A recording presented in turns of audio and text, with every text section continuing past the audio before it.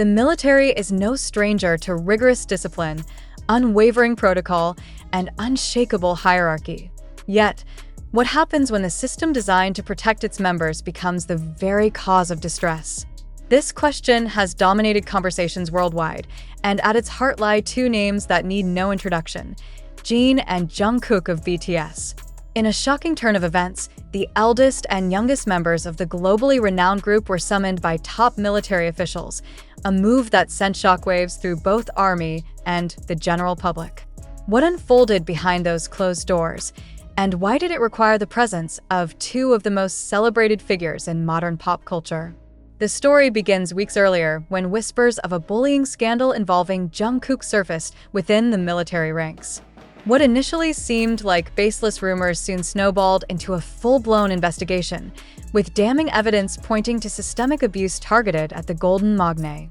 Reports suggested that Jungkook, despite his global fame and exemplary conduct, had been subjected to relentless mistreatment by senior officers, an unsettling revelation that left fans furious and the military scrambling for damage control. Enter Jin, BTS's eldest member, and a figure respected not just by fans but also within the military for his leadership and humility. As the first BTS member to complete his service, Jin's reputation among military officials had always been impeccable. It was no surprise, then, that he was called upon to represent Jungkook during the high-stakes meeting, a decision that spoke volumes about his standing within the institution. But why was this meeting so significant? What stakes hung in the balance, and what role did Jin play in defending his younger bandmate? The setting was as dramatic as one might imagine: a grand conference room at the heart of a military headquarters, its walls lined with portraits of past leaders and medals symbolizing decades of service. At the center sat the commanding officers, their faces a mix of stern determination and quiet unease. On the other side of the table, Jin, calm but visibly protective, took a seat, flanked by advisors and legal representatives. Jungkook, though absent due to ongoing recovery from the emotional toll of the ordeal, was very much present in spirit, his plight the undeniable focus of the meeting. The atmosphere was thick with tension as the meeting began. Military officials, keen to maintain the institution's integrity, outlined the details of the investigation. Evidence of verbal harassment, unreasonable punishments, and blatant misuse of power by two senior officers was presented, painting a harrowing picture of the environment Jungkook had endured. Jin, ever the diplomat, listened intently, his expressions revealing little, but his body language speaking volumes. When it was Jin's turn to speak, the room fell silent. Known for his eloquence and composure, he began by addressing the broader implications of the case. "This isn't just about Jungkook," he stated, his voice steady but carrying an undeniable weight. "It's about every soldier who has faced similar treatment but lacked the platform to speak out. Jungkook's experience is not unique. It is a symptom of a larger issue that demands immediate attention." His words struck a chord, and murmurs of agreement rippled through the room. But Jin didn't stop there. Drawing from his own military service, he spoke candidly about the challenges of adapting to such a rigid system as a public figure, emphasizing the importance of unity and mutual respect within the ranks. As the meeting progressed, the focus shifted to the perpetrators of the bullying. Their identities, previously concealed, were now laid bare: two senior officers with years of service, but a track record of abusive behavior.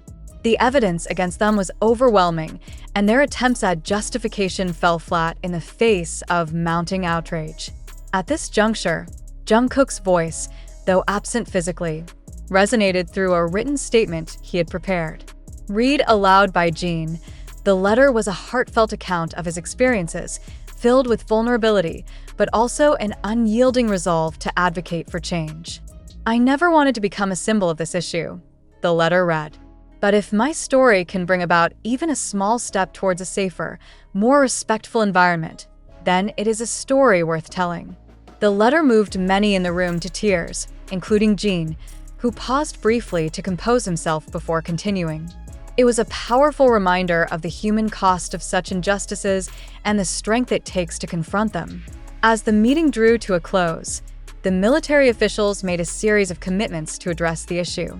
Immediate disciplinary action against the perpetrators was announced, alongside a comprehensive review of the institution's policies on harassment and abuse. Additionally, plans for mandatory training programs aimed at fostering a culture of respect and inclusion were set in motion, a direct result of Jin and Jungkook's advocacy. Outside the conference room, the impact of the meeting was already being felt. News of the developments spread like wildfire, with fans and human rights organizations alike praising the steps taken towards accountability. Social media was ablaze with messages of support for Jungkook and admiration for Jin's steadfast leadership. But perhaps the most poignant moment came after the meeting, when Jin addressed the press. Standing before a sea of cameras, he spoke not as a global superstar but as a concerned brother and a proud soldier.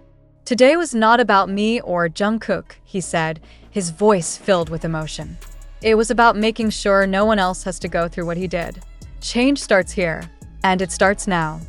His words, like the meeting itself, carried a ripple effect that extended far beyond the military. They ignited conversations about workplace ethics, power dynamics, and the need for systemic reform across all sectors. Jungkook's ordeal, while deeply personal, had become a catalyst for broader societal change, a testament to the power of resilience and the importance of speaking out against injustice. As Jin returned to his duties and Jungkook continued his journey of recovery, one thing was clear. Their actions had left an indelible mark on the military, their fans, and the world at large. The path to justice may have been fraught with challenges, but together, they had shown that even in the face of adversity, courage and compassion could prevail.